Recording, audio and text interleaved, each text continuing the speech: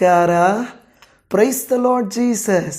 ಎಲ್ಲ ನನ್ನ ಪ್ರೀತಿಯ ದೇವಜನರೇ, ನನ್ನ ಪ್ರೀತಿಯ ಸಹೋದರಿ ಸಹೋದರ, ಹಿರಿಯರೇ, ಯೌವನಸ್ಥರೇ, ಏಸುವನ್ನು ಪ್ರೀತಿ ಮಾಡಿ ಏಸು ಕ್ರಿಸ್ತನ ಪಾದ ಸನ್ನಿಧಿಯಲ್ಲಿ ಬಂದು ವಾಕ್ಯಗಳನ್ನು ಧ್ಯಾನ ಮಾಡಬೇಕು, ಪ್ರಾರ್ಥಿಸಬೇಕು, ಕರ್ತನ ಕೃಪಾಶೀರ್ವಾದಗಳನ್ನು ಹೊಂದಬೇಕು ಎಂದು ಬಂದಿರುವಂಥ ನಿಮಗೂ ನಿಮ್ಮ ಕುಟುಂಬಗಳಿಗೂ ನಮ್ಮ ಕರ್ತನೂ ಲೋಕರಕ್ಷಕನಾಗಿರುವಂಥ ಯೇಸುವಿನ ದಯೆಯು ಕರುಣೆ ಕೃಪೆಯು ನಿಮ್ಮ ಮೇಲೆ ಇರಲಿ.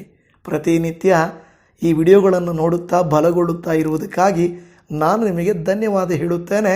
ನಿಮ್ಮೆಲ್ಲರ ಪ್ರೀತಿ, ಪ್ರೋತ್ಸಾಹ, ಪ್ರಾರ್ಥನೆ ಇವುಗಳನ್ನು ನಾನೆಂದಿಗೂ ಮರೆಯುವುದಿಲ್ಲ. ಪ್ರಿಯ ದೇವಜನವೇ, ಈ ದಿನದ ವಾಕ್ಯ ಭಾಗಕ್ಕೆ ನಾವು ಹೋಗುವಾಗ ಅನೇಕ ಸಂದರ್ಭಗಳಲ್ಲಿ ನೀವು ಅಷ್ಟೇ ನಾನು ಅಷ್ಟೇ ಮೊದಲು ಅಂದುಕೊಳ್ಳುತ್ತಾ ಇದ್ದೆವು, ದೇವರೇ ನಮಗೆ ಅವಕಾಶಗಳು ತುಂಬ ಕಡಿಮೆ, ನಾವಿರುವುದು ಹಳ್ಳಿಯಲ್ಲಿ, ನಾವು ದೊಡ್ಡ ಬಲವುಳ್ಳವರಲ್ಲ, ಹಣವುಳ್ಳವರಲ್ಲ, ಅವಕಾಶಗಳುಳ್ಳವರಲ್ಲ, ನಮ್ಮ ಜೀವಿತ ಸರಿ ಆಗುತ್ತಾ, ನಾವು ಮೇಲಕ್ಕೆ ಬರುತ್ತೇವಾ, ನಾವು ಕೈ ಹಾಕಿರುವ ಈ ಸಣ್ಣ ಪ್ರಯತ್ನಗಳು ಪ್ರತಿಫಲ ಕೊಡುತ್ತವಾ ಎಂದು ನಾವು ಅನೇಕ ಸಾರಿ ಅಂದುಕೊಳ್ಳುತ್ತೇವೆ.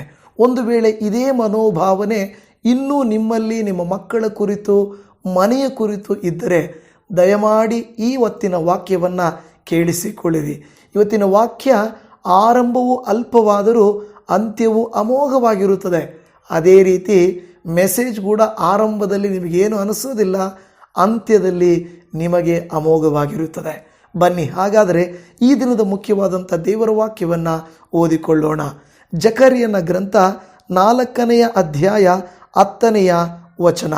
ಈ ದೀಪಗಳಿಂದ ಸೂಚಿತವಾದ ಯೆಹೋವನ 7 ಕಣ್ಣುಗಳು ಭೂಲೋಕದ ಎಲ್ಲ ಕಡೆಗಳಲ್ಲಿಯೂ ಪ್ರಸರಿಸುತ್ತಾ ತೂಕದ ಗುಂಡು ಜೆರುಬ್ಬಾಬೆಲನ ಕೈಯಲ್ಲಿರುವುದನ್ನು ಸಂತೋಷದಿಂದ ನೋಡುತ್ತವೆ. ಹೀಗಿರುವಲ್ಲಿ ಅಲ್ಪ ಕಾರ್ಯಗಳ ದಿನವನ್ನು ಯಾರು ತಿರಸ್ಕರಿಸಾರು? ಹಲ್ಲೆಲೂಯಾ. ಅಲ್ಲಿ ಹೇಳುತ್ತಿರುವುದು ಕೊನೆಯಲ್ಲಿ ಒಂದು ಮಾತು ಏನೆಂದರೆ, ಅಲ್ಪ ಕಾರ್ಯಗಳ ದಿನವನ್ನು ಯಾರು ತಿರಸ್ಕರಿಸಾರು ಎಂಬುದಾಗಿ. ದೇವಜನವೇ, ಈ ಒಂದು ಹಳೆಯ ಇತಿಹಾಸದ ಒಂದು ಭಾಗದಲ್ಲಿ, ಹಳೆಯ ಒಡಂಬಡಿಕೆಯಲ್ಲಿ ನಾವು ಓದುವುದಾದರೆ ಅಷ್ಟೊಂದು ನಮಗೆ ಅರ್ಥ ಬೇಗ ಆಗುವುದಿಲ್ಲ. ಆದರೆ ಅಲ್ಲಿನ ಪರಿಸ್ಥಿತಿ, ಅಲ್ಲಿನ ಹಿನ್ನೆಲೆ ಇವುಗಳನ್ನು ನಾವು ಅರ್ಥ ಮಾಡಿಕೊಳ್ಳುವಾಗ ಅದು ಯಾಕೆ ಆ ರೀತಿಯಾಗಿ ಹೇಳಲ್ಪಟ್ಟಿದೆ ಎಂಬುದು ನಮಗೆ ಗೊತ್ತಾಗುತ್ತದೆ.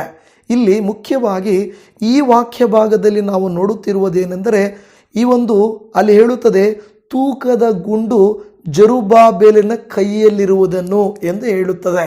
ತೂಕದ ಗುಂಡು ಅಂತ ಹೇಳುತ್ತದೆ. ಪ್ರಿಯ ದೇವಜನವೇ, ಈ ವಾಕ್ಯದಲ್ಲಿ 10ನೇ ವಾಕ್ಯದಲ್ಲಿ ಈ ಮಾತನ್ನು ಹೇಳಿದೆ. ಅದೇ 7ನೇ ವಾಕ್ಯವನ್ನು ನೀವು ತೆಗೆದುಕೊಳ್ಳುವಾಗ ಅಲ್ಲಿ 7ನೇ ವಾಕ್ಯ ಈ ರೀತಿಯಾಗಿ ಹೇಳುತ್ತದೆ, ಅವನು ಕಲಶದ ಕಲ್ಲನ್ನು ಕೋಲಾಹಲದೊಡನೆ ಮೆರವಣಿಗೆ ಮಾಡುವನು, ಇದರ ಮೇಲೆ ದೇವರ ದಯೆಯಿರಲಿ, ದೇವರ ದಯೆಯಿರಲಿ ಎಂಬ ಜನಘೋಷವಾಗುವುದು ಎಂದು ಹೇಳುತ್ತಾ ಇದೆ. ಈ 2 ವಾಕ್ಯಗಳನ್ನು ನೀವು ಗಮನಿಸಿ ನೋಡುವುದಾದರೆ, ಒಂದು ವಾಕ್ಯದಲ್ಲಿ ಒಂದು ಕಲ್ಲು ಇದೆ, ಇನ್ನೊಂದು ವಾಕ್ಯದಲ್ಲಿ ಒಂದು ದಾರವು ಇದೆ. ನಿಮಗೆಲ್ಲರಿಗೂ ಒಂದು ವೇಳೆ ಚಿರುಪರಿಚಿತವಾದಂಥ ಒಂದು ಘಟನೆ ಅಂದರೆ ಒಂದು ವಸ್ತು ಇರಬಹುದು. ನೀವು ಯಾರಾದರೂ ಮನೆಯನ್ನು ಕಟ್ಟಿಸಿದ್ದರೆ ಮನೆ ಕಟ್ಟಿಸುವಾಗ ತೂಗುಗುಂಡು ಅಂತ ಒಂದು ಬರುತ್ತದೆ. ನಿಮಗೆ ಗೊತ್ತಿರ್ಬೋದಲ್ವಾ? ತೂಗುಗುಂಡು ಅಂದರೆ ಒಂದು ಕೊನೆಯಲ್ಲಿ ಒಂದು ವಜ್ರಾಕಾರದಲ್ಲಿರುತ್ತದೆ. ಅದಕ್ಕೆ ದಾರ ಕಟ್ಟಿರುತ್ತಾರೆ. ಅದರ ಮೇಲೆ ಒಂದು ಏನಂದರೆ ಒಂದು ಕಟ್ಟಿಗೆದೇನಾದರೂ ಒಂದು ಇರುತ್ತದೆ. ಅಂದರೆ ಗೋಡೆ ಸಮವಾಗಿದೆಯಾ, ಮೂಲೆಗಳು ಸಮವಾಗಿದೆಯಾ, ಗೋಡೆ ನೇರವಾಗಿ ಬರುತ್ತಿದೆಯಾ ಎಂದು ನೋಡುವಂಥದ್ದು. ಈಗ ಏನಾಗುತ್ತಿದೆ ಅಂತ ಹೇಳಿದರೆ, ಈ ಜೆರುಬ್ಬಾಬೆಲನ ವಿಷಯದಲ್ಲಿ ಅಲ್ಲಿ ಹೇಳಲ್ಪಟ್ಟಿದೆ, ಇವನು ಒಂದು ದೊಡ್ಡ ಒಂದು ಅರಮನೆಯನ್ನು, ಕಟ್ಟಡವನ್ನು ಕಟ್ಟಲಿಕ್ಕೆ ಹೋಗುವಾಗ ಅಲ್ಲಿ ಅವನ ಕೈಯಲ್ಲಿ ಏನೂ ಇಲ್ಲ, ಬರೀ ಆ ತೂಗುಗುಂಡು ಕಲ್ಲು ಮತ್ತು ದಾರ ಇದೆ.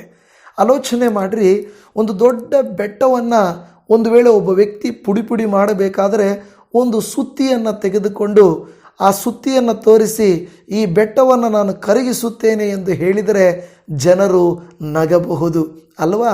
ಬೆಟ್ಟ ಎಷ್ಟು ದೊಡ್ಡದಿದೆ, ಇವನ ಕೈಯಲ್ಲಿರುವಂಥ ಸುತ್ತಿ ನೋಡಿ ಅಂತೇಳಿ. ನಿಮಗೊಂದು ನಿಜವಾದ ನಡೆದ ಘಟನೆ ನಿಮಗೆ ಗೊತ್ತಿರಬಹುದು. ಕೇವ್ ಮ್ಯಾನ್ ಎನ್ನುವಂಥ ಒಬ್ಬ ವ್ಯಕ್ತಿ ಇದ್ದರೂ ಅವನು ಒಂದು ತುಂಬ ಹಳ್ಳಿಯಲ್ಲಿ ವಾಸ ಮಾಡ್ತಾ ಇದ್ದು ಸತ್ಯ ಘಟನೆ, ನಮ್ಮ ಭಾರತ ದೇಶದಲ್ಲಿ ನಡೆದಿರುವಂಥ ಘಟನೆ. ಆ ಬೆಟ್ಟಗಳ ಆಚೆಗಡೆ ಅವರು ವಾಸ ಮಾಡ್ತಾ ಇದ್ದರು. ಆದರೆ ನಾವು ನೋಡುತ್ತೇವೆ, ಹೆಂಡತಿಗೆ, ಗರ್ಭಿಣಿಯಾಗಿರುವ ಹೆಂಡತಿಗೆ ಪ್ರಸವ ವೇದನೆ ಪ್ರಾರಂಭವಾಗಿಬಿಡುತ್ತದೆ. ಆದರೆ ನೋಡುತ್ತೇವೆ, ಬೆಟ್ಟದ ಆ ಕಡೆ ಅವರಿದ್ದಾರೆ, ಬೆಟ್ಟದ ಈ ಕಡೆ ಆಸ್ಪತ್ರೆ ಇರುತ್ತದೆ. ಆದರೆ ಆ ಬೆಟ್ಟವನ್ನು ದಾಟಿ ಹೋಗಲಿಕ್ಕೆ ಆಗೋದಿಲ್ಲ. ಇವರು ಬೆಟ್ಟವನ್ನು ಸುತ್ತಿಕೊಂಡು ಹೋಗುವಷ್ಟರಲ್ಲಿ ಆ ಗರ್ಭಿಣಿ ಸ್ತ್ರೀ ಸತ್ತು ಹೋಗುತ್ತಾಳೆ. ಇದನ್ನು ನೋಡಿದಂಥ ಗಂಡನಿಗೆ ಬಹಳ ವೇದನೆ ಉಂಟಾಗುತ್ತದೆ.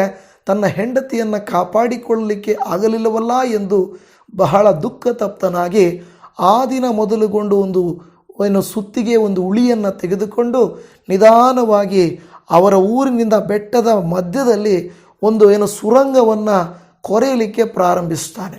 ನೋಡಿದವರೆಲ್ಲರೂ ಹೆಂಡತಿ ಸತ್ತಳು, ಅದಕ್ಕೆ ಇವನು ಮೆಂಟಲ್ ಆಗೋಗಿದ್ದಾನೆ ಅಂತ ಹೇಳಿಬಿಟ್ಟು ಅವನನ್ನು ಹೀಯಾಳಿಕೆ ಮಾಡಲಿಕ್ಕೆ ಪ್ರಾರಂಭಿಸಿದರು. ಆದರೆ ವರ್ಷಗಳು ಉರುಳಿದ ನಂತರ ನಿಧಾನವಾಗಿ ಪ್ರಾರಂಭಿಸಿದಂಥ ವ್ಯಕ್ತಿಯ ಕೆಲಸ ಆ ಹಳ್ಳಿಯಿಂದ ಈ ಕಡೆ ಪಟ್ಟಣದ ಕಡೆಗೆ ಒಂದು ಸುರಂಗ ಮಾರ್ಗವನ್ನು ಏರ್ಪಡಿಸಿದನು. ಆಗ ಎಲ್ಲರಿಗೂ ಅರ್ಥ ಆಯಿತು, ಇವನು ಪ್ರಾರಂಭಿಸಿದ ಕೆಲಸ ಅಲ್ಪವಾದರೂ ಸಣ್ಣದಾದರೂ ದೊಡ್ಡ ಕಾರ್ಯವನ್ನು ಮಾಡಿ ಆತನ ಹೆಸರಿನಲ್ಲಿ ಈಗ ಸಿನಿಮಾ ಏನೋ ಬರುತ್ತಾ ಇದೆ, ಆತನ ಹಿಸ್ಟ್ರಿ ಇದೆ, ಆತನಿಗೆ ಎಷ್ಟೋ ಪ್ರಶಸ್ತಿಗಳು ಸಿಕ್ಕಿದ್ದಾವೆ, ಅದು ಜೀವಂತ ಸಾಕ್ಷಿಯಾಗಿ ಇರುವಂಥದ್ದು. ಆತನ ಹೆಸರು ನಮ್ಮ ಕೇವ್ ಮ್ಯಾನ್ ಅಂತಲೇ, ಇಂಡಿಯನ್ ಕೇವ್ ಮ್ಯಾನ್ ಅಂತಲೇ, ಗುಹಾಂತರ ವ್ಯಕ್ತಿ ಏನೋ ಅಂತ ಹೆಸರಿದೆ. ಈ ಯಾಕೆ ಈ ವಿಷಯವನ್ನು ಹೇಳುತ್ತಾ ಇದ್ದೇನೆ ಅಂದರೆ, ನಿಮ್ಮನ್ನು ನನ್ನನ್ನು ಕುರಿತು ಅನೇಕರು ನಾವು ಮಾಡಿರುವಂಥ ಆರಂಭವು ಅನೇಕರಿಗೆ ಏನಾಗುತ್ತದೆ, ಅದು ಒಂದು ವೇಳೆ ಅಪಹಾಸ್ಯವಾಗಿ ತೋರಬಹುದು. ನೀವೊಂದು ಮನೆ ಕಟ್ಟುತ್ತೇನೆ ಎಂದು ಪಾಯ ಹಾಕಿದರೆ, ಅಯ್ಯೋ ತಿನ್ನಲಿಕ್ಕೆ ಊಟ ಇಲ್ಲ, ಕುಡಿಲಿಕ್ಕೆ ಗಂಜಿ ಇಲ್ಲ, ತಗೊಂಡೋಗಿ ಮನೆ ಕಟ್ತಾ ಇದ್ದಾನೆ ಅಂತ ಅನ್ಬೋದು. ನೀವು ನಿಮ್ಮ ಮಕ್ಕಳನ್ನು ಕೆಲವು ಸಾರಿ ಇಂಗ್ಲೀಷ್ ಮೀಡಿಯಂ ಸ್ಕೂಲ್ಗೆ ಸೇರಿಸಿದಾಗ, ಅಯ್ಯೋ ದುಡಿಯೋದು ಸಣ್ಣ ಕೆಲಸ, ಸಂಬಳ ಸಣ್ಣದು, ಆದರೆ ಹಾಕಿರೋದು ಮಾತ್ರ ಇಂಗ್ಲೀಷ್ ಮೀಡಿಯಂ ಸ್ಕೂಲ್ಗೆ, ದೊಡ್ಡ ಸ್ಕೂಲ್ಗೆ ಎಲ್ಲಿಂದ ತಂದು ಕಟ್ತಾನೆ ಅಂತ ಅನ್ನಬಹುದು ಅಲ್ವಾ.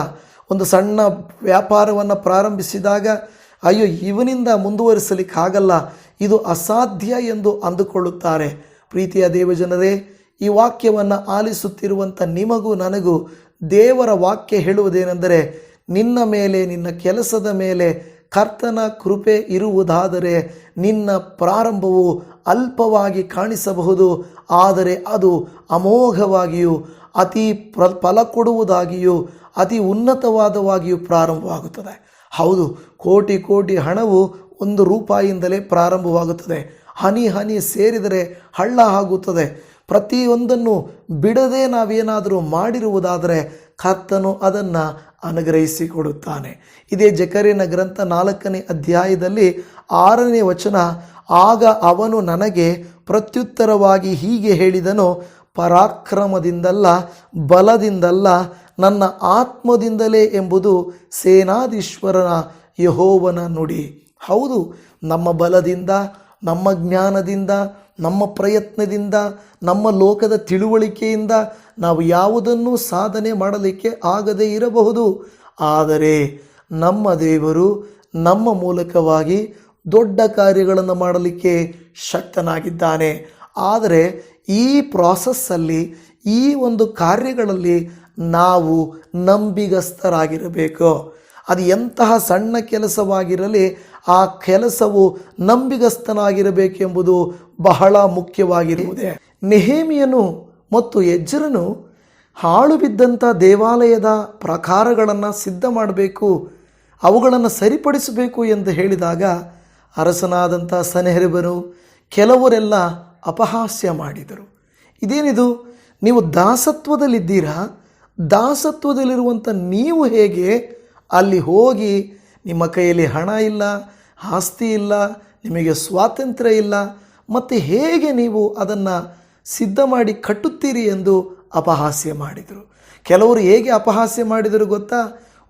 ನೀವು ಕಟ್ಟುವಂಥ ಆ ಗೋಡೆಗಳ ಮೇಲೆ ನರಿಗಳು ಹಾರಿದರೂ ಕೂಡ ಬಿದ್ದೋಗ್ಬಿಡ್ತವೆ, ಅಂಥ ಗೋಡೆಗಳನ್ನು ಕಟ್ಟಲಿಕ್ಕೆ ಹೋಗ್ತಾ ಇದ್ದೀರಾ ಅಂತ ಅಪಹಾಸ್ಯ ಮಾಡಿದರು. ಪ್ರಿಯ ದೇವಜನವೇ, ನಾವು ಯಾವುದನ್ನಾದರೂ ಪ್ರಾರಂಭಿಸಬೇಕು, ಯಾವುದನ್ನಾದರೂ ನಾವು ಸಕ್ಸಸ್ ಆಗಬೇಕು ಅಂತ ನಾವು ಮುಂದಕ್ಕೆ ಹೋಗುವಾಗ ದೂರದವರಲ್ಲ, ಸ್ವಂತದವರೇ, ಬೇರೆಯವರಲ್ಲ, ಸ್ನೇಹಿತರೇ, ಬೇರೆಯವರಲ್ಲ, ಬೇಕಾದವರೇ ನಮ್ಮನ್ನು ಈ ಕೀಳಾಗಿ ಅಪಹಾಸ್ಯ ಮಾಡಬಹುದು. ಆದರೆ ಒಂದು ಜ್ಞಾಪಕ ಇರಲಿ, ಇದೇ ವಾಕ್ಯದಲ್ಲಿ ಜಕರ್ಯನ ಗ್ರಂಥ 4ನೇ ಅಧ್ಯಾಯದ 9ನೇ ವಾಕ್ಯದಲ್ಲಿ ಜೆರುಬ್ಬಾಬೆಲಿನ ಕೈಗಳು ಈ ಆಲಯದ ಅಸ್ತಿವಾರವನ್ನು ಹಾಕಿವೆ, ಆ ಕೈಗಳೇ ಇದನ್ನು ಪೂರೈಸುವವು. ಆಗ ನನ್ನನ್ನು ನಿಮ್ಮ ಬಳಿಗೆ ಕಳುಹಿಸಿದವನು ಸೇನಾಧೀಶ್ವರನಾದ ಯೆಹೋವನೇ ಎಂದು ನಿನಗೆ ಗೊತ್ತಾಗುವುದು. ಹಲ್ಲೆಲೂಯ. ಹೌದು, ಈ ಕೈಗಳೇ ಏನು ಮಾಡಿದವಂತೆ? ಈ ಜೆರುಬ್ಬಾಬೆಲನ ಕೈಗಳೇ ಏನಾಗಿದ್ದಾವೆ? ಆಲಯದ ಅಸ್ತಿವಾರವನ್ನು ಹಾಕಿವೆ. ಈ ಕೈಗಳು ಆಲಯದ ಅಸ್ತಿವಾರ ಹಾಕಿರುವಾಗ ಅದೇ ಕೈಗಳು ಆ ಆಲಯವನ್ನು ಪರಿಪೂರ್ಣ ಮಾಡುತ್ತವೆ. ಹಲ್ಲೆಲೂಯ. ದೇವಜನವೇ, ಇವತ್ತು ನಿಮ್ಮ ಕೈಗಳೇ, ನೀವು ಪ್ರಾರಂಭಿಸಿದ ಕಾರ್ಯಗಳೇ ಫಲ ಕೊಡಬೇಕು. ಹೌದು, ಕೆಲವು ಸಂದರ್ಭಗಳಲ್ಲಿ ದೇವರ ವಾಕ್ಯ ನಮಗೆ ಹೇಳುತ್ತದೆ ನಿನ್ನ ಕೈಯಲ್ಲಿ ಆಗುವುದಿಲ್ಲ ಅಂತ. ಆದರೆ ಇವತ್ತು ದೇವರು ಹೇಳ್ತಾ ಇದ್ದಾರೆ, ನಿನ್ನ ಕೈಗಳಿಂದಲೇ ನೀನು ಪ್ರಾರಂಭ ಮಾಡಿದ್ದಿ, ನಿನ್ನ ಕೈಗಳಿಂದಲೇ ಅದನ್ನು ಮುಕ್ತಾಯ ಮಾಡುತ್ತಿ ಎಂದು. ಏನೇ ಆಗಿರಲಿ, ಕೆಲವು ಸಾರಿ ನೀವು ಪ್ರಾರಂಭ ಮಾಡಿದ್ದು ಅರ್ಧದಲ್ಲಿ ನಿಂತು ಹೋಗಿರಬಹುದು. ನೀವು ಚಿಂತೆ ಮಾಡಬೇಡಿ. ಅರ್ಧದಲ್ಲಿ ಪ್ರಾರಂಭಿಸಿದ ಆ ಕಾರ್ಯವನ್ನು ನಿಮ್ಮ ಕೈಗಳಿಂದಲೇ ದೇವರು ಪರಿಪೂರ್ಣ ಮಾಡುವಂತೆ ಪ್ರಾರ್ಥಿಸಿರಿ. ದೇವರ ವಾಕ್ಯ ಹೇಳುತ್ತದೆ, ನಿನ್ನ ಕಷ್ಟಾರ್ಜಿತವನ್ನು ನೀನೇ ಭುಜಿಸುವಿ, ನಿನಗೆ ಶುಭವಿರುವುದು ಎಂಬುದಾಗಿ ಹೇಳುತ್ತದೆ. ನೀನು ಕೈ ಹಾಕಿದ ಕೆಲಸವನ್ನು, ಅದಕ್ಕೆ ಕೀರ್ತನೆಗಾರನು ಹೇಳುತ್ತಾನೆ, ದೇವರೇ ನಾವು ಕೈ ಹಾಕಿದ ಕೆಲಸವನ್ನು ಸಫಲಪಡಿಸು, ನಾವು ಕೈ ಹಾಕಿದ ಕೆಲಸವನ್ನು ಸಫಲಪಡಿಸು ಎಂದು ಹೇಳುತ್ತಾ ಇದೆ. ಇವತ್ತು ಏನೇ ಆಗಿರಬಹುದು, ಮಕ್ಕಳನ್ನು, ನೀವು ಹೆತ್ತ ಮಕ್ಕಳು, ಅವರನ್ನು ಒಂದು ಸ್ಥಾನಕ್ಕೆ ತರುವುದು, ಅವರಿಗೆ ಒಂದು ಮದುವೆ ಮಾಡುವುದು, ಅವರ ಲೈಫನ್ನು ಸೆಟ್ಲ್ ಮಾಡುವುದು, ನಿಮ್ಮ ಮೇಲೆ ಇರುವ ಜವಾಬ್ದಾರಿಯನ್ನು ನಿಭಾಯಿಸಿ ಪರಿಪೂರ್ಣ ಮಾಡುವುದಕ್ಕಾಗಿ ದೇವರು ಕೊಟ್ಟಿರುವ ಕಾರ್ಯವನ್ನು, ದೇವರೇ ನನ್ನ ಕೈಯಿಂದ ಇದನ್ನು ಪ್ರಾರಂಭಿಸಿದ್ದೀರಿ, ಪ್ರಾರಂಭಿಸಿದಂಥ ಈ ಕೆಲಸವನ್ನು ನೀವೇ ನನ್ನ ಕೈಯಿಂದ ಮುಕ್ತಾಯ ಮಾಡಿರಿ, ಅದನ್ನು ಪರಿಪೂರ್ಣ ಮಾಡಿರಿ ಎಂದು ನೀವು ಕೇಳುವುದಾದರೆ ಕರ್ತನು ಮಾಡುತ್ತಾರೆ. ಆದರೆ ಅನೇಕ ಸಂದರ್ಭಗಳಲ್ಲಿ ನಾವೇನು ಮಾಡುತ್ತೇವೆ ಅಂದರೆ, ನಮ್ಮ ಸ್ವಬುದ್ಧಿಯನ್ನು ಆಧಾರ ಮಾಡಿಕೊಳ್ಳುತ್ತೇವೆ, ನಾವು ಲೋಕದ ವ್ಯಕ್ತಿಗಳನ್ನು ಆಧಾರ ಮಾಡಿಕೊಳ್ಳುತ್ತೇವೆ, ನಮಗಿಷ್ಟಾನುಸಾರ ಜೀವಿಸುತ್ತಾ ಇರುತ್ತೇವೆ. ಅದು ತಪ್ಪಾದಂಥ ಕಾರ್ಯವಾಗಿದೆ. ಈ ದಿನ ದೇವರ ವಾಕ್ಯವನ್ನು ಆಲಿಸುತ್ತಿರುವಂಥ ನೀವು, ನಾನು ತಿಳಿದುಕೊಳ್ಳಬೇಕಾದ ಕಾರ್ಯ ಏನೆಂದರೆ, ಜೆರುಬ್ಬಾಬೆಲಿನ ಕೈಗಳಿಂದ ಪ್ರಾರಂಭಿಸಿದ ಕಾರ್ಯವನ್ನು ಜೆರುಬ್ಬಾಬೆಲನೇ ಮುಕ್ತಾಯ ಮಾಡುತ್ತಾನೆ ಎಂದು ಹೇಗೆ ಇಲ್ಲಿ ದೇವರು ನುಡಿಸುತ್ತಾನೋ, ಇವತ್ತು ನಿಮ್ಮ ಕುರಿತು, ನನ್ನ ಕುರಿತು ಅದೇ ರೀತಿಯಲ್ಲಿ ದೇವರು ನುಡಿಸಲಿಕ್ಕೆ ಶಕ್ತನಾಗಿದ್ದಾನೆ. ದೇವರಿಗೆ ಸ್ತೋತ್ರ ಉಂಟಾಗಲಿ. ಹಲ್ಲೆಲೂಯ. ವಾಕ್ಯವನ್ನು ಆಲಿಸುತ್ತಿರುವ ದೇವಜನವೇ, ಅನೇಕ ಸಂದರ್ಭಗಳಲ್ಲಿ ನಮ್ಮ ಹತ್ರ ಎಲ್ಲಿದೆ, ಮಕ್ಕಳನ್ನ ಓದಿಸ್ಲಿಕ್ಕೆ ಎಲ್ಲಿದೆ, ಮದುವೆ ಮಾಡಲಿಕ್ಕೆ ಎಲ್ಲಿದೆ, ಮನೆ ಕಟ್ಟಲಿಕ್ಕೆ ಹೇಗಿದೆ, ಕೊಳ್ಳಲಿಕ್ಕೆ ಎಲ್ಲಿದೆ ಅಂತ ನಿಮಗೆ ಅನಿಸಬಹುದು. ಆದರೆ ನಮ್ಮಲ್ಲಿರುವಂಥ ಸ್ವಲ್ಪವನ್ನು ಕರ್ತನ ಕೈಯಲ್ಲಿ ಕೊಡುವಾಗ ಆತನು ಅದನ್ನು ಹೆಚ್ಚಿಸಿ ಕೊಡುತ್ತಾನೆ. ನಿಮಗೆಲ್ಲರಿಗೂ ಗೊತ್ತಿದೆ, ಯೇಸು ಸ್ವಾಮಿ ಮತ್ತಾಯನು ಬರೆದ ಸುವಾರ್ತೆಯಲ್ಲಿ 14ನೇ ಅಧ್ಯಾಯ 16ರಿಂದ 18 ವಾಕ್ಯಗಳವರೆಗೂ ಯೇಸು, ಅವರು ಹೋಗುವುದು ಅಗತ್ಯವಿಲ್ಲ, ನೀವೇ ಅವರಿಗೆ ಊಟಕ್ಕೆ ಕೊಡಿರಿ ಅಂದನು. ಅದಕ್ಕವರು, ನಮಗೆ ಇಲ್ಲಿ 5 ರೊಟ್ಟಿ 2 ಮೀನು ಹೊರತು ಮತ್ತೇನೂ ಇಲ್ಲ ಅನ್ನಲಾಗಿ ಆತನು ಅವುಗಳನ್ನು ಇಲ್ಲಿ ನನಗೆ ತಂದು ಕೊಡಿರಿ ಅಂದನು. ಶಿಷ್ಯರ ಬಳಿಯಲ್ಲಿ ಯೇಸು ಸ್ವಾಮಿ ಹೇಳುತ್ತಾರೆ, ನೀವೇ ನಿಮ್ಮ ಕೈಯಾರೆ ಅವರಿಗೆ ಊಟ ಕೊಡ್ರಿ.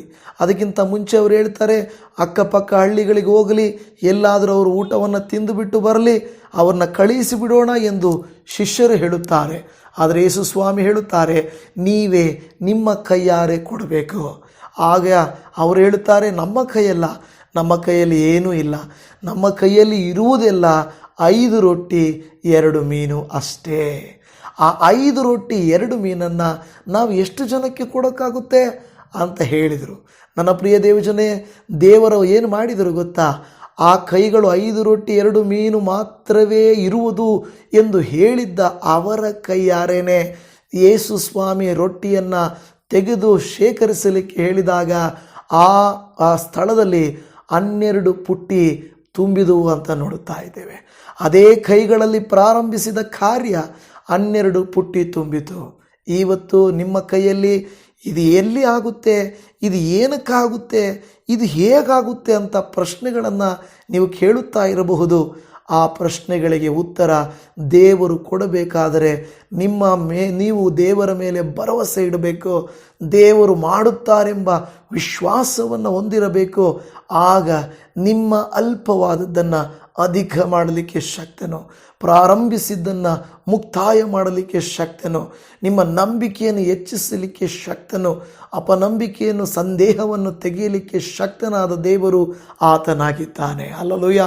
ಅದರಿಂದ ದೇವರು ವಾಕ್ಯ ಹೇಳುತ್ತಾ ಇದೆ, ಲೂಕನು ಬರೆದ ಸುವಾರ್ತೆ 16ನೇ ಅಧ್ಯಾಯ 10ನೇ ವಾಕ್ಯದಲ್ಲಿ, ಸ್ವಲ್ಪವಾದದ್ದರಲ್ಲಿ ನಂಬಿಗಸ್ತನಾದವನು ಬಹಳವಾದದ್ದರಲ್ಲಿಯೂ ನಂಬಿಗಸ್ತನಾಗುವನು. ನಾವು ಇರುವಂಥದ್ದರಲ್ಲಿ ನಂಬಿಗಸ್ತರಾಗಿರುವಂಥದ್ದನ್ನು ನಾವು ತಿಳಿದುಕೊಳ್ಳಬೇಕು. ಹೌದು, ದೇವರು ನಮಗೆ ಕೊಟ್ಟಿರುವ ಕೆಲಸವನ್ನು ಪ್ರತಿನಿತ್ಯ ನಂಬಿಗಸ್ತಿಕೆಯಿಂದ ವಿಶ್ವಾಸದಿಂದ ಕರ್ತನ ಮೇಲೆ ಭಾರ ಹಾಕಿದವರಾಗಿ ಆತನನ್ನು ಆಶ್ರಯಿಸಿದವರಾಗಿ ಪ್ರತಿ ಸಣ್ಣ ದೊಡ್ಡ ವಿಷಯಗಳು ಏನೇ ನಮಗೆ ವಿರೋಧವಾಗಿ ಬಂದಾಗಲೂ, ಅಪ್ಪ ನೀನಿದ್ದೀಯ, ನೀನೇ ನನಗೆ ಆಧಾರ, ನೀನೇ ನನಗೆ ಆಶ್ರಯ, ನೀನೇ ನನಗೆ ಸಹಾಯ ಎಂದು ಹೇಳುವುದಾದರೆ ಕರ್ತನು ನನ್ನ ಕೈ ಕೆಲಸವನ್ನು ಅನುಗ್ರಹಿಸುತ್ತಾನೆ. ಆಮೇನ್. ಆತನು ಅನುಗ್ರಹಿಸಿ ಆಶೀರ್ವದಿಸುತ್ತಾನೆ. ಕರ್ತನಿಗೆ ಸ್ತೋತ್ರ ಉಂಟಾಗಲಿ. ಪ್ರಿಯ ದೇವಜನವೇ, ವಾಕ್ಯ ಹೇಳಿದ ಹಾಗೆ ನಾವು ಏನು ನಮಗೆ ಕೊಡಲ್ಪಟ್ಟಿದೆಯೋ ಅದನ್ನು ನಾವು ನಂಬಿಗಸ್ತಿಕೆಯಿಂದ ಮಾಡಿದರೆ ಆತನು ಇನ್ನೂ ದೊಡ್ಡ ಕಾರ್ಯಗಳಲ್ಲಿ ನಮ್ಮನ್ನು ನೇಮಿಸುವಂಥವನಾಗಿದ್ದಾನೆ. ಹಲ್ಲೆಲೂಯಾ.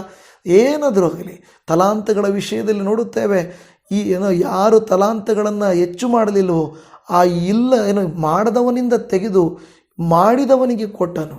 ಆಮೇನ್. ಇವತ್ತು ನಿಮ್ಮನ್ನು ನನ್ನನ್ನು ದೇವರು ಕೋರಿಕೊಳ್ಳುವುದು, ಬಲ ನಂಬಿಗಸ್ತನಾದ ನನ್ನ ನಾಳೆ ನೀನು ಒಳ್ಳೆ ನಂಬಿಗಸ್ತನಾಗಿದ್ದಿ, ಇನ್ನೂ ದೊಡ್ಡ ಕಾರ್ಯಗಳಲ್ಲಿ ನಾನು ನಿಮ್ಮನ್ನು ನೇಮಿಸ್ತೇನೆ ಅನ್ನುವ ರೀತಿಯಲ್ಲಿ ಇನ್ನು ಹೆಚ್ಚಿನ ಪ್ರತಿಫಲ ಆಶೀರ್ವಾದ ನಮಗೆ ದೇವರು ಕೊಡುವಂತೆ ಆಗಬೇಕು. ಅದಕ್ಕಾಗಿ ನಾವು ಪ್ರಾರ್ಥಿಸಬೇಕು. ಅದಕ್ಕೆ ಮೊದಲ ಕೊರಿಂಥದವರಿಗೆ ಬರೆದ ಪತ್ರಿಕೆ 1:27 ದೇವರು ಜ್ಞಾನಿಗಳನ್ನು ನಾಚಿಕೆ ಪಡಿಸುವುದಕ್ಕಾಗಿ ಈ ಲೋಕದ ಬುದ್ಧಿಹೀನರನ್ನು ಆರಿಸಿಕೊಂಡಿದ್ದಾನೆ. ಕೆಲವು ಸಾರಿ ನನಗೆ ಜ್ಞಾನ ಇಲ್ಲ, ಜ್ಞಾಪಕ ಶಕ್ತಿ ಇಲ್ಲ, ನನಗೆ ಈ ಪರಿಸ್ಥಿತಿಯನ್ನು ಎದುರಿಸಲಿಕ್ಕೆ ಆಗ್ತಾ ಇಲ್ಲ, ಇದನ್ನು ನಿಭಾಯಿಸಲಿಕ್ಕೆ ಆಗ್ತಾ ಇಲ್ಲ, ನನ್ನ ಕೈಯಲ್ಲಿ ಆಗುತ್ತಾ ಅಂತ ನೀವು ಅಂದುಕೊಳ್ಳುತ್ತಾ ಇರಬಹುದು. ಹೌದು, ನಿಮ್ಮ ಕೈಯಲ್ಲಿ ಆಗಲ್ಲ ಅಂದುಕೊಳ್ಳಬೇಡ್ರಿ. ಯಾಕೆಂದರೆ ನಿಮ್ಮ ಪರವಾಗಿರುವವನು, ನಿಮ್ಮ ಜೊತೆಗಿರುವವನು, ನಿಮ್ಮೊಂದಿಗೆ ನಡೆಯುವವನು, ನಿಮ್ಮನ್ನು ಬಲಪಡಿಸುವವನು ಆತನಾಗಿದ್ದಾನೆ. ಆತನು ದೊಡ್ಡ ಕಾರ್ಯಗಳನ್ನು ನಿಮಗಾಗಿ ನನಗಾಗಿ ಮಾಡುತ್ತಾನೆ. ಹಲ್ಲೆಲೂಯಾ. ಕರ್ತನ ನಾಮಕ್ಕೆ ಸ್ತೋತ್ರ. ಯೋಬನ ಗ್ರಂಥ 8:7 ಹೇಳುತ್ತದೆ, ನಿನ್ನ ಮೊದಲನೆಯ ಸ್ಥಿತಿಯು ಅಲ್ಪವಾಗಿದ್ದರೂ ನಿನ್ನ ಕಡೆಯ ಸ್ಥಿತಿಯು ಬಹಳ ವೃದ್ಧಿ ಹೊಂದುವುದು. ನಿನ್ನ ಮೊದಲ ಸ್ಥಿತಿ, ಪ್ರಾರಂಭದ ಸ್ಥಿತಿ, ಈಗಿನ ಸ್ಥಿತಿ ಅಲ್ಪವಾಗಿರಬಹುದು, ಆದರೆ ಅಂತ್ಯದ ಸ್ಥಿತಿಯು ಹೇಳಿದರೆ ಕಡೆಯ ಸ್ಥಿತಿಯು ಬಹಳ ವೃದ್ಧಿ ಹೊಂದುವುದು. ಆಮೇಲೆ ನೀವು ನಂಬುತ್ತೀರಾ? ಯಾರೇ ಆಗಲಿ ಪ್ರತಿಫಲವನ್ನು ಎದುರು ನೋಡಿ ನಂಬಬೇಕು. ಹೀಗೆ ಇರೋದಿಲ್ಲ ನನ್ನ ಜೀವಿತ. ಒಂದು ದಿವಸ ಬರಡಾದ ಈ ಭೂಮಿ, ಬೇಡವಾದ ಈ ಜೀವನ, ತಳ್ಳಲ್ಪಟ್ಟ ಈ ಜೀವನ, ಅಪಮಾನಕ್ಕೊಳಗಾದಂಥ ಈ ಜೀವನ ಒಂದು ದಿವಸ ಪ್ರತಿಫಲವನ್ನು ಕೊಡುವಂತೆ, ಎಲ್ಲರ ಮುಂದೆ ನನ್ನ ತಲೆ ಎತ್ತಲ್ಪಡುವಂತೆ ಕರ್ತನು ಮಾಡುತ್ತಾನೆ ಎಂದು ನೀವು ನಂಬುವುದಾದರೆ ಕರ್ತನು ಖಂಡಿತ ನಿಮಗಾಗಿ ದೊಡ್ಡ ಕಾರ್ಯಗಳನ್ನು ಮಾಡುತ್ತಾನೆ. ಆಮೇನ್. ಕರ್ತನಿಗೆ ಸ್ತೋತ್ರ ಉಂಟಾಗಲಿ. ಹಾಗೆ ಹೇಳುತ್ತದೆ ಫಿಲಿಪ್ಪಿಯವರಿಗೆ ಬರೆದ ಪತ್ರಿಕೆ 1ನೇ ಅಧ್ಯಾಯ 6ನೇ ವಚನದಲ್ಲಿ, ಈ ಒಳ್ಳೆಯ ಕೆಲಸವನ್ನು ನಿಮ್ಮಲ್ಲಿ ಪ್ರಾರಂಭಿಸಿದಾತನು ಅದನ್ನು ನಡೆಸಿಕೊಂಡು ಯೇಸು ಕ್ರಿಸ್ತನು ಬರುವ ದಿನದೊಳಗಾಗಿ ಸಿದ್ಧಿಗೆ ತರುವನೆಂದು ನನಗೆ ಭರವಸೆ ಉಂಟು. ನಾವು ಆರಂಭಿಸಿದ ಕೆಲಸ ಒಂದು ವೇಳೆ ಒಳ್ಳೆಯ ಕೆಲಸವಾದರೆ, ದೇವರ ಮಹಿಮೆಗಾಗಿ ಇರುವುದಾದರೆ, ದೇವರ ನಾಮ ಮಹತ್ತನ್ನು ಪ್ರಚುರಪಡಿಸುವಂಥದ್ದೇ ಆಗಿದ್ದರೆ, ನಿಮ್ಮ ಕಾರ್ಯಗಳನ್ನು ದೇವರು ಮುಂದುವರಿಸುತ್ತಾನೆ. ಬೈಬಲಲ್ಲಿ ಅನೇಕರು ಪ್ರಾರಂಭಿಸಿದ ಕಾರ್ಯಗಳು ದೇವರ ಆಲಯ, ದೇವರ ನಾಮ ಮಹಿಮೆ, ದೇವರ ರಾಜ್ಯದ ಕೃತ್ಯಗಳು, ಅವುಗಳನ್ನು ದೇವರು ಅವನನ್ನು ಮುಂದುವರಿಸುತ್ತಾನೆ. ಇವತ್ತು ಸೇವೆಗಳಾಗಲಿ ದೇವರ ನಾಮವನ್ನು ಮಹಿಮೆಪಡಿಸುವ ಕೆಲಸಗಳನ್ನು ನಾವು ಪ್ರಾರಂಭಿಸುತ್ತೇವೆ. ಮುಕ್ತಾಯಪಡಿಸುವಂಥದ್ದು ನಾವಲ್ಲ, ದೇವರಾಗಿದ್ದಾನೆ. ಇವಾಗ 26ನೇ ತಾರೀಕು ನಾವು ಒಂದು ಕಾರ್ಯಕ್ರಮವನ್ನು ಇಟ್ಟುಕೊಂಡಿರುವಾಗ ನೀವು ಬಂದು ನೋಡುವಾಗ ಅಲ್ಪವೂ ಏನೂ ಇರಲಿಲ್ಲ ಈ ಜಾಗದಲ್ಲಿ. ಆದರೆ ದೇವರು ಇಲ್ಲಿ ಇಷ್ಟು ಜನರು ಕೂಡಲಿಕ್ಕೆ ದೇವರು ಅವಕಾಶ ಕೊಟ್ಟಿದ್ದಾರೆ. ನೀವು ಸಾಕ್ಷಿಯಾಗಬೇಕು. ನಿಮಗೆ ನಿಜವಾಗಿಯೂ ಪ್ರತಿನಿತ್ಯ ದೇವರ ವಾಕ್ಯವು ಆಶೀರ್ವಾದವಾಗಿದ್ದರೆ, ಆಧರಣೆಯಾಗಿದ್ದರೆ ನೀವು ಬಂದು ಈ ಆಲಯದಲ್ಲಿ ಕೂತ್ಕೊಳ್ಳಬೇಕು. ನೀವು ಪ್ರಾರ್ಥಿಸಿದ್ದೀರಾ, ನೀವು ಸಹಕಾರ ತೋರಿಸಿದ್ದೀರಾ, ನೀವು ಪ್ರೀತಿ ತೋರಿಸಿದ್ದೀರಾ, ಪ್ರಾರ್ಥಿಸಿದ್ದೀರಾ, ಸಹಾಯ ಮಾಡಿದ್ದೀರಾ. ಆದುದರಿಂದ ದೇವರು ಮಾಡಿದ ಕೃತ್ಯಗಳನ್ನು ನಾವು ಕಣ್ಣಾರೆ ಕಾಣಬೇಕಾಗಿದೆ. ಕರ್ತನಿಗೆ ಸ್ತೋತ್ರ. ಕರ್ತನು ನಿಮ್ಮನ್ನು, ನಿಮ್ಮ ಕುಟುಂಬಗಳನ್ನು ಹೇರಳವಾಗಿ ಆಶೀರ್ವಾದ ಮಾಡಲಿ. ಆದುದರಿಂದ ಆರಂಭವು ಅಲ್ಪವಾದ ಕೃತ್ಯಗಳು ನಿಮ್ಮ ಕೈಯಲ್ಲಾದರೂ ದೇವರು ದೊಡ್ಡ ಕಾರ್ಯಗಳನ್ನು ಮಾಡುತ್ತಾರೆ. ಈ ವಾಕ್ಯದಲ್ಲಿ ನೋಡುವಾಗ ಜೆರುಬ್ಬಾಬೆಲನ ಕೈಯಲ್ಲಿ ಇದ್ದದ್ದು ಒಂದು ತೂಗುಗುಂಡು ಮಾತ್ರ, ಒಂದು ದಾರ ಮಾತ್ರ. ಆದರೆ ಕೊನೆಗೆ ನಾವು ವಾಕ್ಯದಲ್ಲಿ ನೋಡುತ್ತೇವೆ, ಸುಂದರವಾದ ಆಲಯವನ್ನು ಆತನು ಕಟ್ಟಿ ಮುಗಿಸಿದನು. ದೇವರು ಉದ್ದೇಶಿಸಿದರೆ ಮನುಷ್ಯರು ತಡೆಯಲಿಕ್ಕೆ ಸಾಧ್ಯವಿಲ್ಲ. ಹೌದು, ಆಮೇನ್, ಹಲ್ಲೆಲೂಯ. ಹಾಗಾದರೆ ದೇವರು ನಿಮ್ಮ ಜೀವಿತದಲ್ಲಿ ಕೆಲವು ಹೊಸ ಕಾರ್ಯಗಳನ್ನು, ಘನವಾದ ಕಾರ್ಯಗಳನ್ನು ಉದ್ದೇಶಿಸುವಂತೆ ಪ್ರಾರ್ಥಿಸೋಣ. ಪರಮ ತಂದೆಯೇ, ಮತ್ತೊಂದು ದಿನದಲ್ಲಿ ಈ ಸಂದೇಶವನ್ನು ನಮ್ಮೊಟ್ಟಿಗೆ ಮಾತನಾಡಿದ್ದಕ್ಕಾಗಿ ಸ್ತೋತ್ರ. ಹೌದಪ್ಪ, ನಮ್ಮಲ್ಲಿ ಏನೂ ಇಲ್ಲ, ನಮ್ಮ ಕೈಯಲ್ಲಿ ಆಗುವುದಿಲ್ಲ, ಅಲ್ಪವಾಗಿದೆ, ಸ್ವಲ್ಪವಾಗಿದೆ ಎಂದು ಯಾರು ಏನಾದರೂ ಅಂದುಕೊಳ್ಳುತ್ತಾರೋ, ಅವರ ಜ್ಞಾನವಾಗಿರಬಹುದು, ಹಣವಾಗಿರಬಹುದು, ಅವರ ಹಿನ್ನೆಲೆ ಆಗಿರಬಹುದು, ಅವರಿಗೆ ಇರುವಂಥ ತಿಳುವಳಿಕೆ ಆಗಿರಬಹುದು, ಅವರಿಗಿರುವಂಥ ಆತ್ಮೀಕ ಶಕ್ತಿ ಆಗಿರಬಹುದು, ಪ್ರತಿಯೊಂದು ಅಲ್ಪವಾಗಿದ್ದರೂ ನಿನ್ನ ಕೈಯಲ್ಲಿ ಕೊಡುವಾಗ ಅದು ಅಧಿಕವಾಗುತ್ತದೆ. ನೀವು ಕೃಪೆ ತೋರಿಸುವಾಗ ಅದು ಪರಿಪೂರ್ಣವಾಗುತ್ತದೆ. ಅದಕ್ಕಾಗಿ ನಿನಗೆ ಸ್ತೋತ್ರ. ಮೊದಲಿನ ಸ್ಥಿತಿಗಿಂತಲೂ ಕಡೆಯ ಸ್ಥಿತಿಯು ಉನ್ನತವಾಗಿರುತ್ತದೆ. ನಿಮಗೆ ಸ್ತೋತ್ರ. ಈ ವಾಕ್ಯವನ್ನು ಆಲಿಸಿ, ಹೌದು ದೇವರೇ, ನಂಬಿ ಇದುವರೆಗೂ ವಾಕ್ಯವನ್ನು ಕೇಳಿದ್ದೇನೆ. ಈಗೋ ನನ್ನ ಕುಟುಂಬದ ಪರಿಸ್ಥಿತಿ ಇವತ್ತು ಈಗ ಈ ಅಲ್ಪವಾಗಿಯೇ ಇದೆ, ಕಡಿಮೆಯಾಗಿದೆ. ಈ ಮೊದಲ ಸ್ಥಿತಿ, ಆರಂಭದ ಸ್ಥಿತಿ ಬಹಳ ಆರಂಭವಾಗಿದೆ. ಆದರೆ ಕರ್ತನೆ, ಕೊನೆಯ ಸ್ಥಿತಿಯು ಖಂಡಿತವಾಗಿಯೂ ಅಮೋಘವಾಗಿಯೂ, ಅಪ್ಪ ದೇವರೇ, ಪರಿಪೂರ್ಣವಾಗಿಯೂ, ಸಮೃದ್ಧಿಯಾಗಿಯೂ, ಸಂತೋಷಕರವಾಗಿಯೂ, ಸಂತೃಪ್ತಿಕರವಾಗಿಯೂ ನೀನು ಮಾಡುತ್ತಿ ಎಂದು ಬೇಡುತ್ತಾ ಇದ್ದೇವೆ. ಕೆಲವರು ಕೈ ಹಾಕಿದಂಥ ಕೆಲಸಗಳು, ಸಣ್ಣ ಸಣ್ಣ ಪುಟ್ಟ ಕೆಲಸಗಳು, ಖಂಡಿತವಾಗಿ ಅದು ಪರಿಪೂರ್ಣವಾಗಿಲ್ಲ, ಸಂತೃಪ್ತಿ ಇಲ್ಲ, ಅವರಿಗೆ ಸಂತೋಷನೇ ಇಲ್ಲ. ಆದರೆ ನಿಮ್ಮ ಕೈಯಲ್ಲಿ ಒಪ್ಪಿಸಿಕೊಟ್ಟು ಬೇಡುತ್ತೇವೆ, ನೀವು ಖಂಡಿತ ದೊಡ್ಡ ಕಾರ್ಯಗಳನ್ನು ಮಾಡುವವರಾಗಿದ್ದೀರಾ. ನಿಮ್ಮ ನಾಮಕ್ಕೆ ಸ್ತೋತ್ರ ಮಾಡುತ್ತಾ ಇದ್ದೇವೆ. ಈ ದಿನದಲ್ಲಿ ಕರ್ತನೆ, ನಮ್ಮನ್ನೇ ನಿನ್ನ ಪಾದಕ್ಕೊಪ್ಪಿಸಿಕೊಡುತ್ತಾ ನೀನು ಘನವಾದ ಕಾರ್ಯಗಳನ್ನು ನಮ್ಮ ಜೀವಿತಗಳಲ್ಲಿ ಮಾಡುತ್ತಿ ಎಂದು ನಂಬುತ್ತಾ, ಈಗೋ ಈ ವಾಕ್ಯವನ್ನು ಕೇಳಿ, ಅಪ್ಪ, ಈಗೋ ಈ ವಿಷಯ, ಈಗೋ ಈ ನನ್ನ ಮಗು, ಈ ವಿದ್ಯಾಭ್ಯಾಸ, ಈ ಕೆಲಸ, ಈ ಪ್ರಾರಂಭ, ಇದು ನಿನ್ನ ಕೈಯಲ್ಲಿ ಕೊಡುತ್ತಾ ಇದ್ದೇನೆ. ಅಪ್ಪ, ಇದರ ಮೇಲಿನ ಕೃಪೆ ಇರಲಿ. ಉನ್ನತಿಯು ನೀನು ಕೊಡುವುದು, ಸಂಪೂರ್ಣತೆ ನೀನು ತರುವುದು, ಆಶೀರ್ವಾದ ನೀನು ತರುವುದು ಎಂದಿರುವಂಥ ಎಲ್ಲ ದೇವ ಮಕ್ಕಳನ್ನು ಅನುಗ್ರಹಿಸಿರಿ. ಇವತ್ತು ಈ ವಾಕ್ಯವನ್ನು ಕೇಳುವುದು ಮಾತ್ರವಲ್ಲದೆ ನಂಬಿಕೆಯಿಂದ ಕ್ಲೈಮ್ ಮಾಡಿ, ನನ್ನ ಕರ್ತನು ದೊಡ್ಡ ಕಾರ್ಯವನ್ನು ಮಾಡುತ್ತಾನೆಂದು ನಂಬಿರುವಂಥ ಇವರ ಜೀವಿತದಲ್ಲಿ ಪರಿಪೂರ್ಣ ಮಾಡಿ, ಮುಕ್ತಾಯ ಮಾಡಿ, ಇವರ ಕೈಯಲ್ಲಿ ಪ್ರಾರಂಭ ಮಾಡಿದ್ದನ್ನು ಇವರ ಕೈಯಲ್ಲಿ ಮುಗಿಸಿಕೊಟ್ಟು ಅನುಗ್ರಹವನ್ನು ತೋರಿಸಬೇಕೆಂಬುದಾಗಿ ಈ ದಿನವೆಲ್ಲ ಜೊತೆಯಲ್ಲಿರು. ಸಮಾಧಾನ ಕೊಡು, ಶಾಂತಿ ಕೊಡು, ಆರೋಗ್ಯ ಕೊಡು, ಬಿಡುಗಡೆಯನ್ನು ಕೊಡು, ರೋಗ ಸೌಖ್ಯವನ್ನು ಕೊಡು. ಎಲ್ಲ ಕೆಲಸ ಕಾರ್ಯಗಳಲ್ಲಿ ಉನ್ನತಿಯನ್ನು, ವಿರೋಧಿಯ ಕೃತ್ಯಗಳನ್ನು ಲಯಪಡಿಸಿ, ಆತ್ಮನ ಶಕ್ತಿಯಿಂದ ತುಂಬಿಸಿ, ಪರಲೋಕದ ಕೃಪಾ ವರದಾನಗಳನ್ನು ಇವರ ಮೇಲೆ ಸುರಿಯ ಮಾಡಬೇಕೆಂದು ಪ್ರಾರ್ಥನೆ ಕೇಳಿದಾತನು ಸದುತ್ತರ ಕೊಡುವಾತನಾಗಿರುವ ಯೇಸುವಿನ ಮೊದಲ ನಾಮದಲ್ಲಿ ಪ್ರಾರ್ಥಿಸುತ್ತೇವೆ ಪರಮ ತಂದೆಯೇ. ಆಮೇನ್, ಆಮೇನ್, ಆಮೇನ್. ನನ್ನ ಪ್ರೀತಿಯ ದೇವಜನವೇ, ನಿಮ್ಮೆಲ್ಲರಿಗೂ ಶಲೋಮ್. Praise the lord. ನಿನ್ನೆ ರಾತ್ರಿ ಲೈವ್ ಮಾಡಲಿಕ್ಕೆ ಸಾಧ್ಯ ಆಗಲಿಲ್ಲ, ಆದರೆ ಇವತ್ತಿಷ್ಟು ಮಾತ್ರ ಆರೋಗ್ಯ ಕೊಟ್ಟಿದ್ದಾರೆ. ಸ್ವಲ್ಪ ಸುಧಾರಿಸಿಕೊಂಡು ನನ್ನ ಲೈವ್ ಕಾರ್ಯಕ್ರಮದಲ್ಲಿ ಬರುತ್ತೇನೆ. ನನಗಾಗಿ ನೀವು ಪ್ರಾರ್ಥನೆ ಮಾಡಿರಿ, ನಿಮಗಾಗಿ ನಾವು ಪ್ರಾರ್ಥನೆ ಮಾಡುತ್ತೇವೆ. Praise the lord. Shalom. Amen.